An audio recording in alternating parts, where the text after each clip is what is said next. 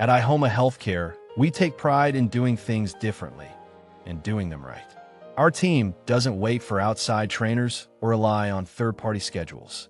We've built our very own Ihoma Learning System, a cutting-edge internal education platform where our technology and health teams work hand in hand to create engaging, on-demand training for all staff.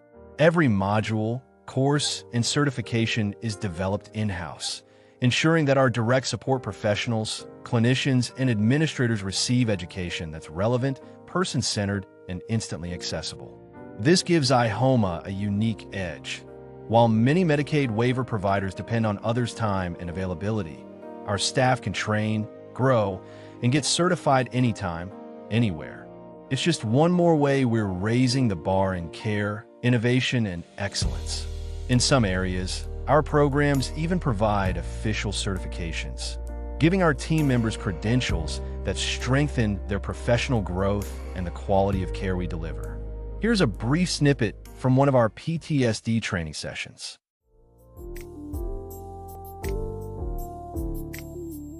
Hello and welcome. Thank you for enrolling in this post-traumatic stress disorder continuing education course.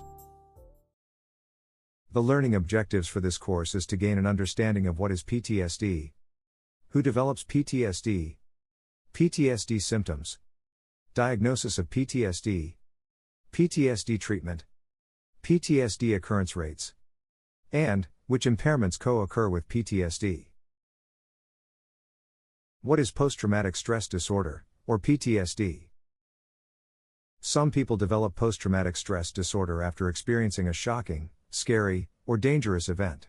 It is natural to feel afraid during and after a traumatic situation. Fear is a part of the body's normal fight or flight response, which helps us avoid or respond to potential danger. People may experience a range of reactions after trauma, and most will recover from their symptoms over time. Those who continue to experience symptoms may be diagnosed with PTSD.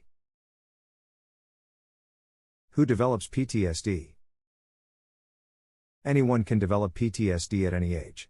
This includes combat veterans as well as people who have experienced or witnessed a physical or sexual assault, abuse, an accident, a disaster, a terror attack, or other serious events. People who have PTSD may feel stressed or frightened, even when they are no longer in danger. Not everyone with PTSD has been through a dangerous event. In some cases, learning that a relative or close friend experienced trauma can cause PTSD. According to the National Center for PTSD, a program of the United States Department of Veterans Affairs, about 7 or 8 of every 100 people will experience PTSD in their lifetime. Women are more likely than men to develop PTSD. Certain aspects of the traumatic event and some biological factors, such as genes, may make some people more likely to develop PTSD. What are the symptoms of PTSD? Symptoms of PTSD usually begin within 3 months of the traumatic incident, but they sometimes emerge later. To meet the criteria for PTSD, symptoms must last longer than 1 month, and they must be severe enough to interfere with aspects of daily life, such as relationships or work. The symptoms also must be unrelated to medication, substance use, or other illness. The course of the illness varies. Although some people recover within 6 months, others have symptoms that last for a year or longer. People with PTSD often have co-occurring conditions, such as depression, substance use, or one or more anxiety disorders. After a dangerous event, it is natural to have some symptoms or even to feel detached from the experience, as though you were observing things rather than experiencing them. A healthcare provider, such as a psychiatrist, psychologist, or clinical social worker, who has experience helping people with mental illnesses can determine whether symptoms meet the criteria for PTSD. To be diagnosed with PTSD, an adult must have all of the following for at least 1 month. At least one re-experiencing symptom. At least one avoidance symptom. At least 2 arousal and reactivity symptoms. And, at least 2 cognition and mood symptoms. Next, let's take a deeper dive into each of these components. Re-experiencing symptoms.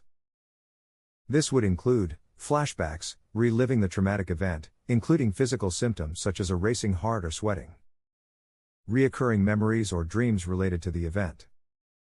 Distressing thoughts. And physical signs of stress.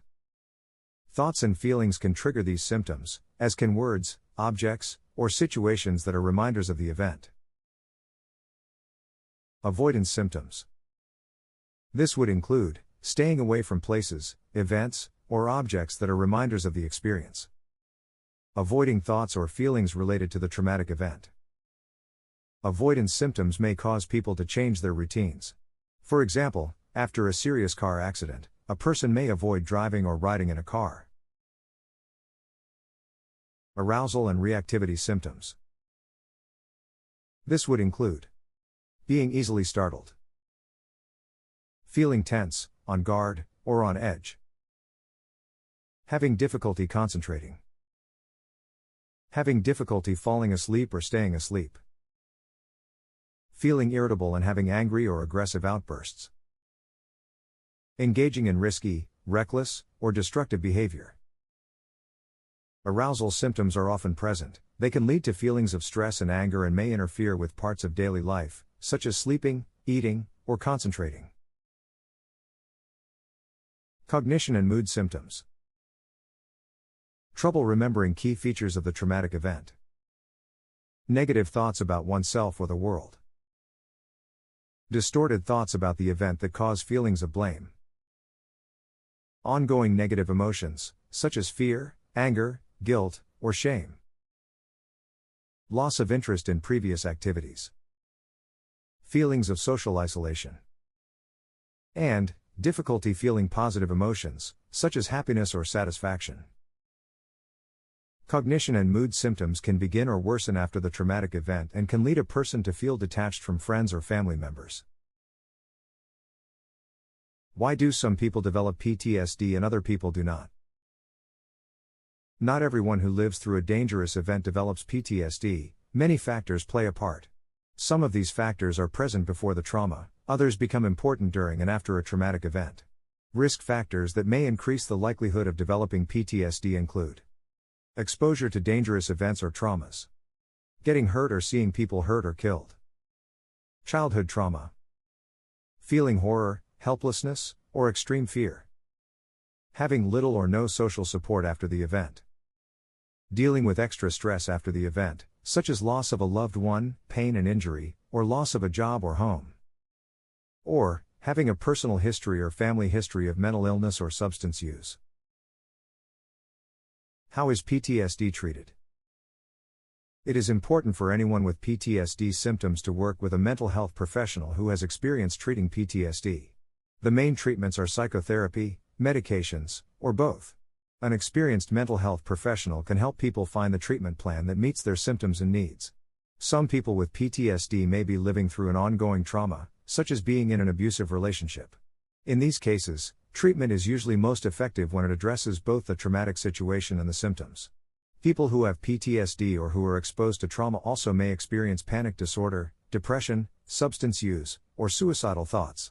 Treatment for these conditions can help with recovery after trauma.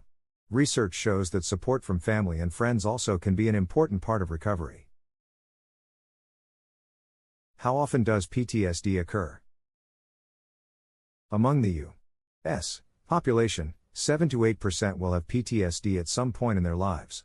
Approximately 10% of women and 4% of men develop PTSD at some point in their lives. Approximately 5% of adolescents have met the criteria for PTSD in their lifetime. Prevalence is higher for girls than boys and increases with age.